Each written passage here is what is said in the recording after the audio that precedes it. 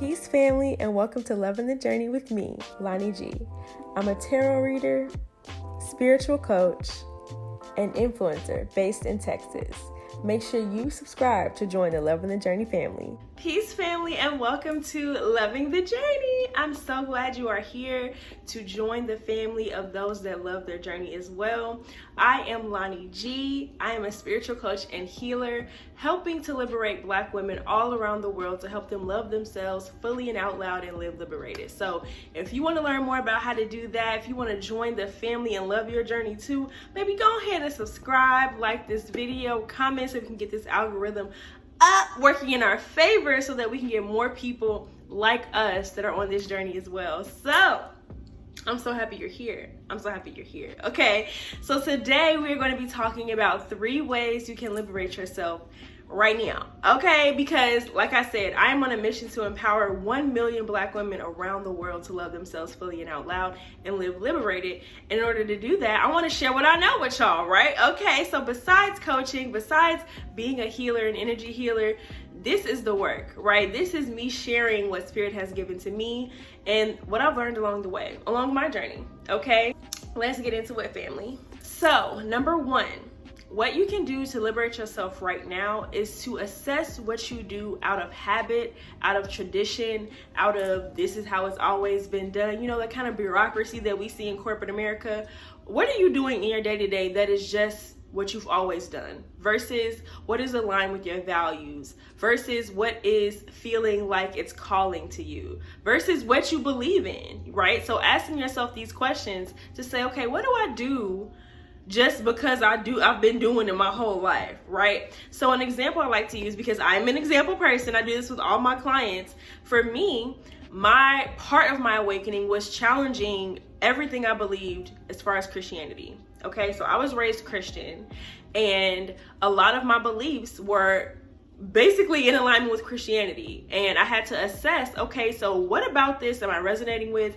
What about this do I no longer resonate with? Is this something that I currently value? Is this something that I want to proceed and continue to practice in my day-to-day life?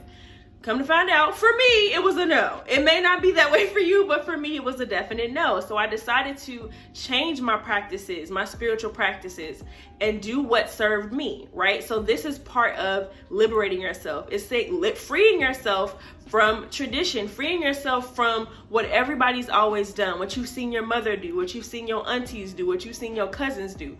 What do you want to do? What serves you? What fits and aligns with your life and your lifestyle? Okay, so that's number 1. Number 2 is asking yourself who you are, and then also asking who do you want to be, and are those 2 things aligned, right? So part of our captivity in our own minds is we believe that we are who everyone says we are. We are who society says we are. We are who are the people who cause us trauma in childhood. We're who they say we are. We're who our parents say we are. We're who the church says we are. We're who everybody else but we say we are. So this is like a really good way to tap into, you know, who do I want to be? And really freeing yourself to be that person. It is so beautiful to be able to just be who you want to be, not who people expect you to be, and just show up as yourself. And watch how beautifully you attract people who are in alignment with you. So, and you can only do that if you're showing the world who you truly are. If you're hiding parts of yourself, it's really hard for you to find people who match you energetically, okay? So, number 2, again, I say, is asking yourself who you are, and then asking yourself who it is that you want to be, and then assessing, this is me getting into the coaching, assessing how big of a gap is there? Is there just one habit change you would have to make to be the person that you want to be? Are there 10? Are there 12? So asking yourself, okay, what work do I have to do? Okay, because liberating yourself requires work, just like it requires work to stay in captivity, my love, all right? Especially within the mind. So that's number 2. Number 3 is choosing you, okay? There is no greater liberation I have felt than by choosing myself. Not choosing everybody else and what they want from me, not choosing what I think people would like me to do, not choosing what my partner says, not choosing what my family says, you know, and this is in regards to everything, not like literally, okay, what day-to-day choices do you make, but okay, what serves you, right? So if you're at home, you chilling, and somebody like, are you free today? And you say, yeah, I'm free, but you're not really free. You want to be in the bed. Okay, you're not available. You may be free, but you're not available. Okay, so setting boundaries with yourself, protecting yourself, protecting your energy. And I'm setting the intention for those that are like me to find this video. So if you're an empath like me, if you are a healer like me, you know, you have to protect your energy. That is sacred. Okay, you cannot be running on empty all the time, sis. It's not gonna work. Okay, just gonna take a tea break. And while we're here, why don't you go ahead and click the link below, check out my shop, and get your Loving the Journey merch. Okay? All right, support a small Black business. Back to the regularly scheduled program. This is really about you choosing you, right? So I have this hoodie, and I'm not trying to plug myself, but I have this hoodie in my shop that says, I choose me, always. And what that came up for me, that saying came up for me, was in the beginning of my awakening, and spirit was pushing me in every turn to choose myself, right? So I had lived my entire life choosing other people pleasing, right? Out of fear that people would leave me, or whatever the reason is for you. But when you are putting yourself constantly on the back burner, that feels so restraining. You feel like you can't make the right move. You can't do the right thing. Everybody's not going to be happy with you. And guess what? Everybody don't have to be happy with you. You know who needs to be happy with you though? You. So choosing yourself is freeing yourself from your own expectations. It's freeing yourself from your own limiting beliefs that people will leave you if you choose yourself. You know, and some people may reject that. That's fine.